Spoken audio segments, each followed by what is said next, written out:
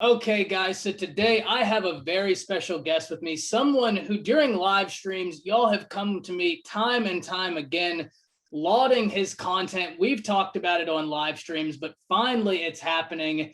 JD is sitting here with us today. JD, first and foremost, thank you for being here. Secondly, let everyone know where they can find you. That way, the second we get done with the intros, they can go subscribe to your channel and then come right back here for our necessary conversations. Man, that's extremely kind of you. Well, one, thank you for having me on. Been a big fan of your channel for a long time now. My channel, obviously, a little bit smaller than yours. We're CFB with JD, do play breakdowns, analysis, and it's a blast, man. We have a good time. So I think it's funny. A lot of our viewers coincide with your viewership. So I'm just thrilled that we're able to do this right now, and excited to pick your brain a little bit on this. Man, when you reached out, I can't tell you how excited I was because I think it was probably the night before I did a live stream with Chris Griffin, who I'll introduce you to him. I stream with him constantly. We'll get you on a stream with him. And he was telling me like, hey, man, have you seen this guy's content? He does great stuff. I was like, man, I was just watching his Levy video. And I was like, I told you that offensive system was just wild. But nonetheless, it was like the next day you ended up hitting me up and I was like, oh, this is perfect. This worked out amazingly. So it was meant to be. Have you? But you know, awesome. Off season in college football is usually a precarious time, right? Usually not a whole lot going on. This year is the exception. It seems like every day we turn, something is happening, and we would be doing our viewers a disservice if we didn't break down some of these major coaching hires. So we've picked 3 today, right? That I wanted to discuss with you. For those watching, don't worry. JD and I were talking before this. We're planning on doing this much more frequently. That way we can cover much broader topics. But today I wanted to get your opinion on the Brent Venables staff at Oklahoma, Lincoln Riley's move to USC, and then Mario Cristobal at Miami, because each one of those institutions could be major players in the near future in college football for different reasons. And I'm fascinated with your thoughts on each one of those moves. Yeah, it's so peculiar, the spot that all of those programs are at, right? Because if we were to be in a time machine a year ago and say a year from now, Lincoln Riley won't be at Oklahoma, we'd say, oh, okay, he took the Cowboys job. He's in the NFL. He must have left for that. And also, if you were to tell us that Brent Venables was a head coach somewhere, we would have lost our minds and wonder what happened to Dabo Swinney at Clemson. And so the Oklahoma hire for Venables feels like the most natural fit. I mean, I'm excited for what they're going to do this coming season because they have the talent on the roster, really capable quarterback in Dillon Gabriel. They're going to have an edge about them with Brent Venables that I don't know that they had with Lincoln Riley, which isn't a knock against him, but anytime you have a defensive coordinator who's true to Oklahoma, take over your program, they're going to be a different looking football team. So I'm really excited for them, excited to see what their defense looks like. And then obviously excited to see how Levy and Gabriel mesh, which I think we match up on that. We're excited that, I think it'll be a really positive marriage from the jump. The Lincoln Riley to USC thing blows my mind. You go ahead, though. The wild thing to me is I've seen some people push back on Dillon Gabriel, and they're like, oh, well, he's coming from UCF. How can we know he's going to be successful? And to a very small degree, fair, right? I think that question is natural anytime we have someone making that jump to Division I. But to me, the answer is very simple. His best year statistically, not QBR, but in terms of rating and in terms of yards per attempt, was his freshman year with Jeff Lebby.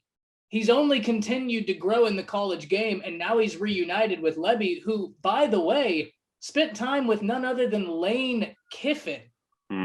I just don't see how that's a marriage that could fail when it was already successful and both individuals have grown. What's your thought on that? I think for anyone that's doubting that being a fit, put yourself in Jeff Lebby's shoes. Jeff Lebby just got arguably the biggest job of his career. I mean, Ole Miss is obviously a huge job as well, but this is like it for him, right? He's back at Oklahoma. This is huge. And he has taken all of his chips and put them on Dillon Gabriel. And Jeff Lebby makes a lot more money than anybody else who's arguing against that, saying, oh, why are you bringing Dillon Gabriel to play at, powers, or what is it? Group of 5. I want to say Power 6, because that's the American Athletic Conference's slogan. But for a guy like Jeff Lebby, as smart as he is, as much of a quarterback whisperer that he is, to say, I want Dillon Gabriel running my offense, that should tell everybody all they need to know. If it fails, obviously, we would both be surprised, and it would be completely on Jeff Lebby's shoulders. Also, you have to remember, if Dylan Gabriel wasn't at Oklahoma, he'd be at another Power 5 school. Like, the guy was committed to UCLA. So it's not just Jeff Lebby who's taking a flyer here on Dylan Gabriel. He'd be somewhere else in the Power 5, and I guarantee he had other Power 5 offers. So the talent's there. I think the sample size is there to be excited about what he's already done at the FBS level. So at the end of the day, they're going to roll the ball out and play, and we'll see what happens. But I'm with you. I think it's going to be a really successful marriage.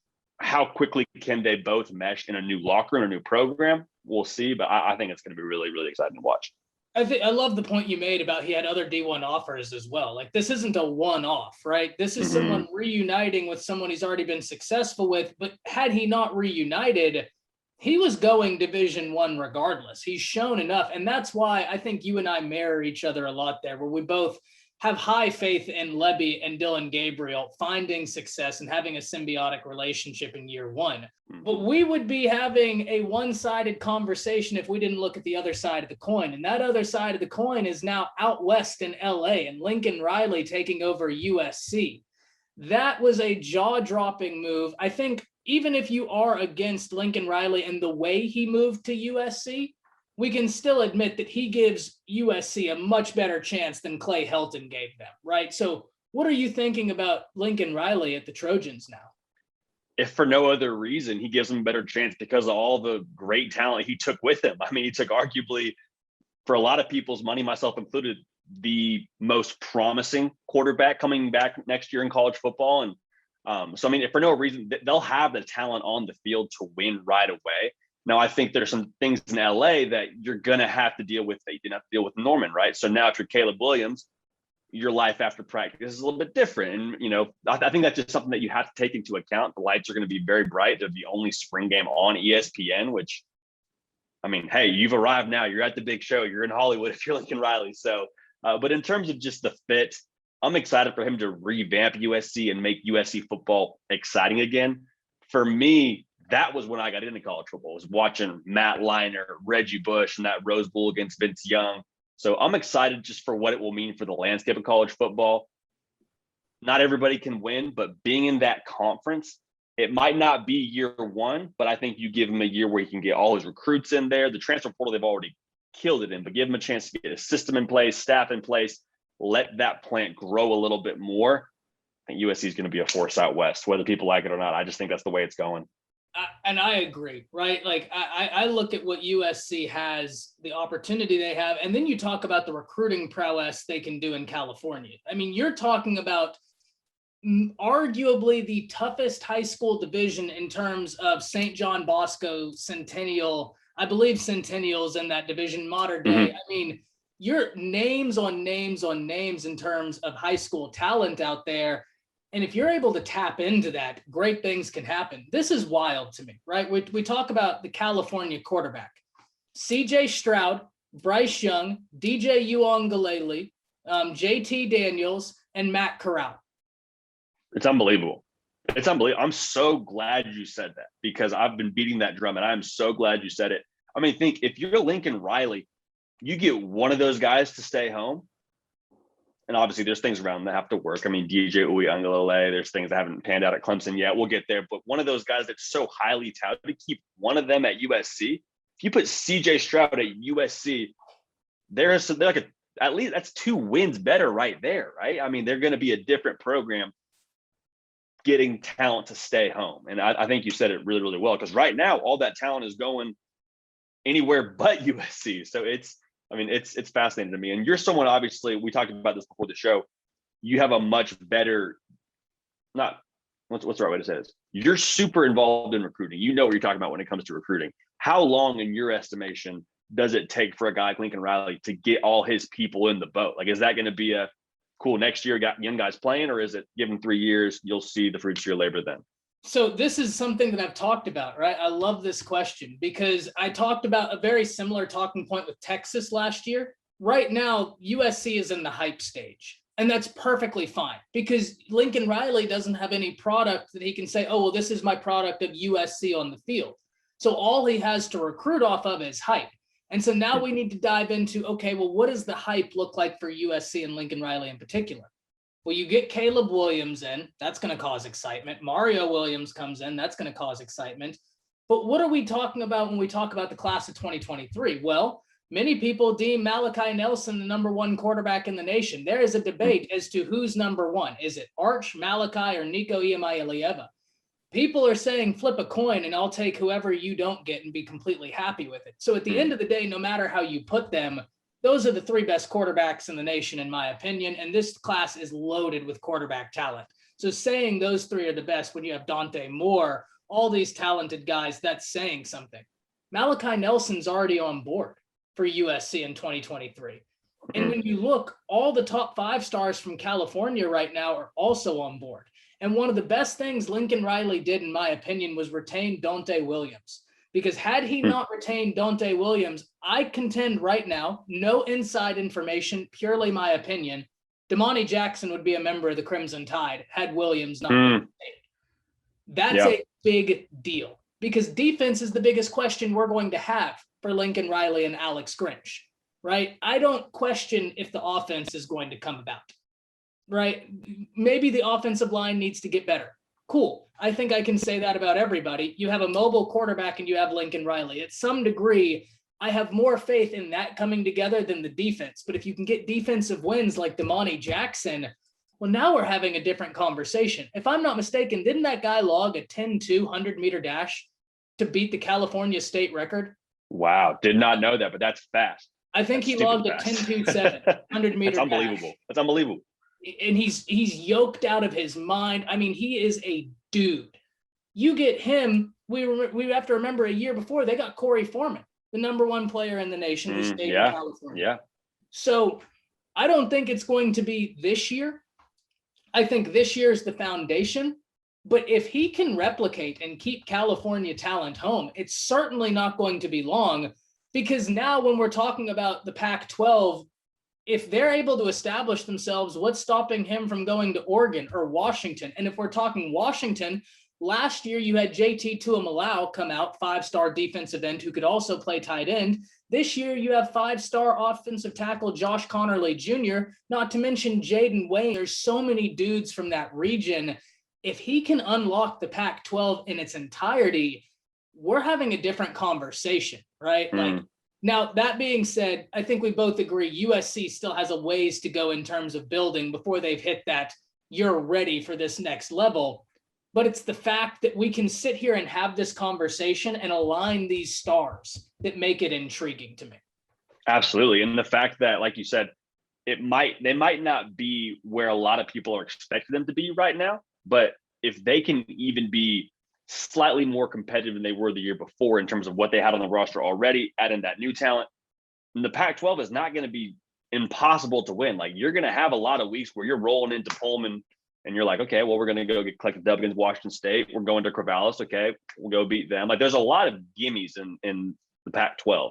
Maybe that's disrespectful. I hope it doesn't stay that way. I think they're trending upward with all the great coaches, from Dan Lanning, who's got a lot of promise, Chip Kelly, who seems like he's starting to put it together there. So would love for the Pac-12 to be great, but the reality is at USC, there's a lot of opportunity for them to win now, strictly because of the talent that they have on the roster. And they have one of the best players in the country in Caleb Williams. So we're going to see how it shakes out, but they could pop next year. They could have a pop year. What's your expectations for Mario Cristobal?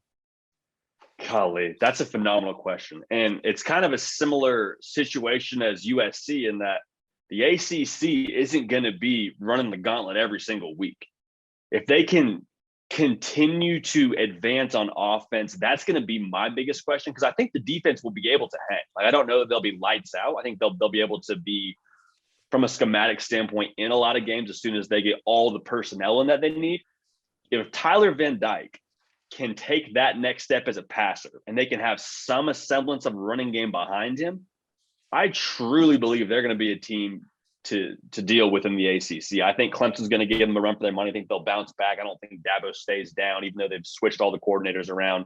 But just like you said, the talent that's already in the state of Miami, for Cristobal to get to recruit that whole place in his backyard, like, they're going to be scary in years to come. But for 2022, the offense is where it rides for me. I love Josh Gaddis. I think he's a savant. I love what he did at Michigan and the way that he really tailored his scheme to his players. If he gets a good grasp this spring at Miami, I mean, watch out. They're going to be dare I say it, a 10-win team if they can reach their ceiling.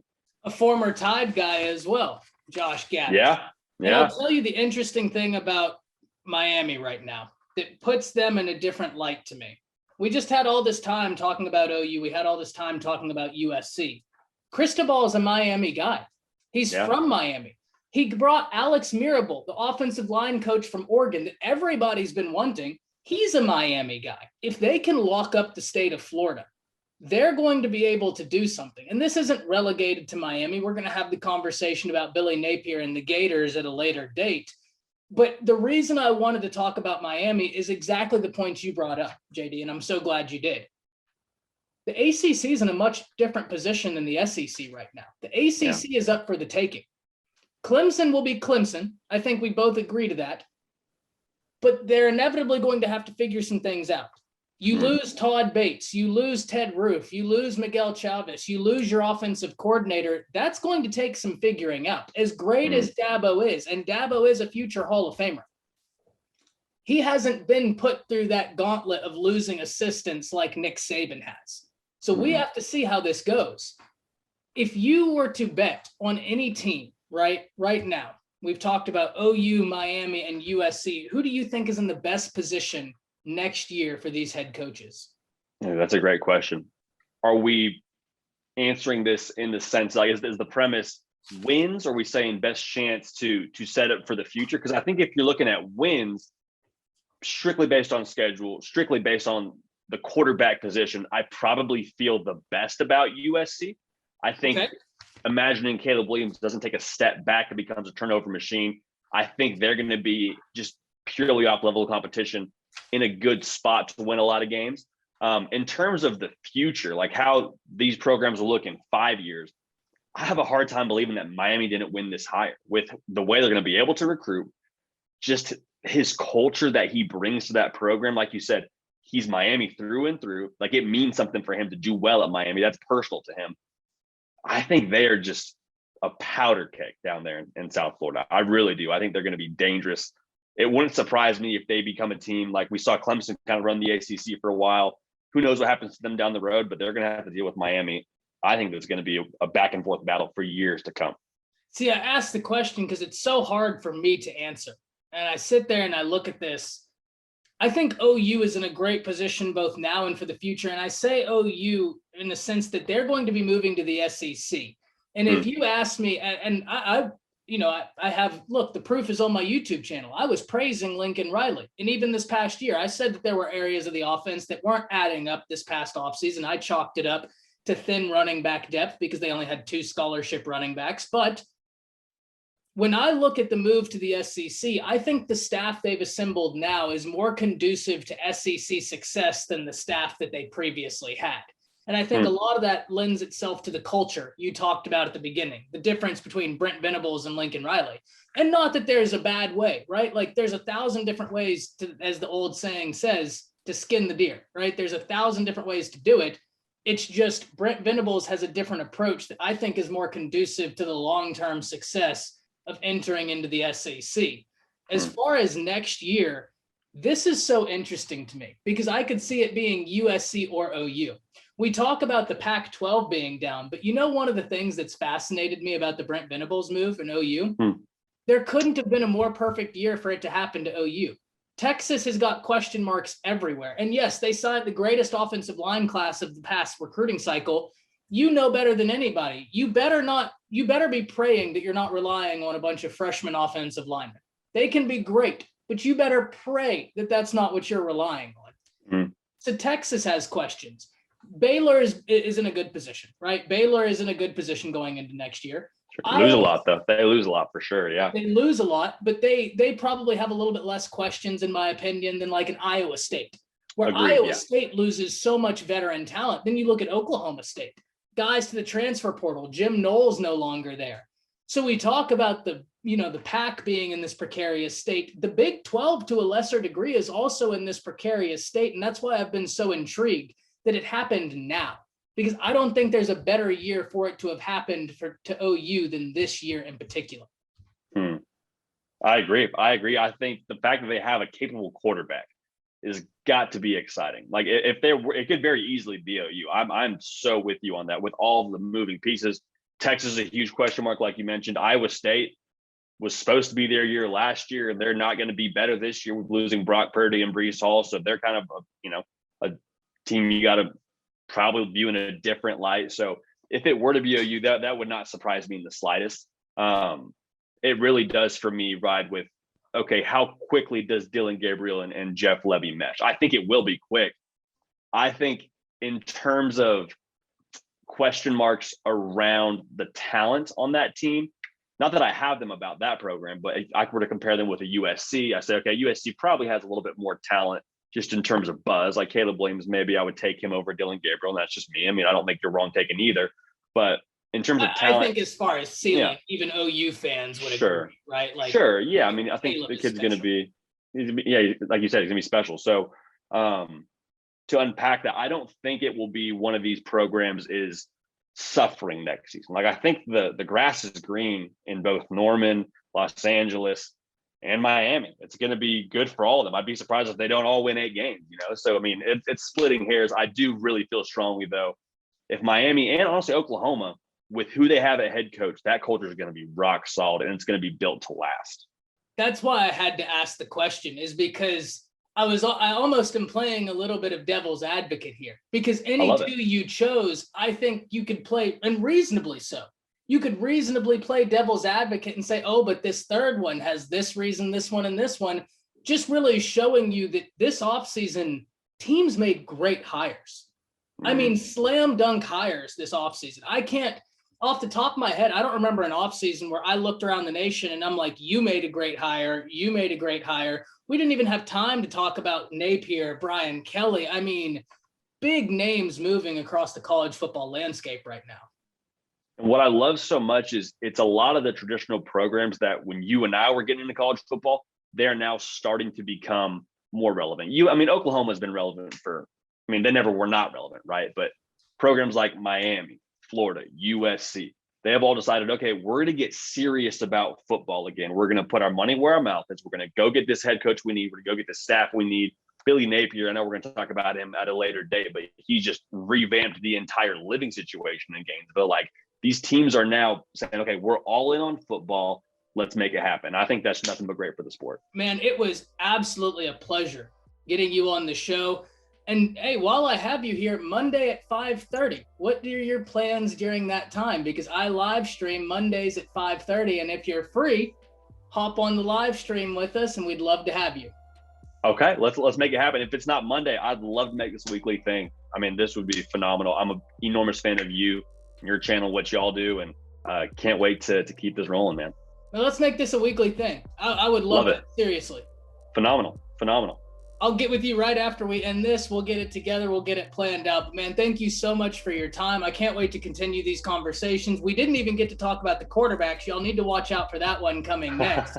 But everybody, go check out JD's YouTube channel, College Football with JD. You're not going to find any better breaking down of film, of schematics in a more entertaining fashion. And it's going to be a staple here on the channel. I can't wait for it. But thank you so much, man, again.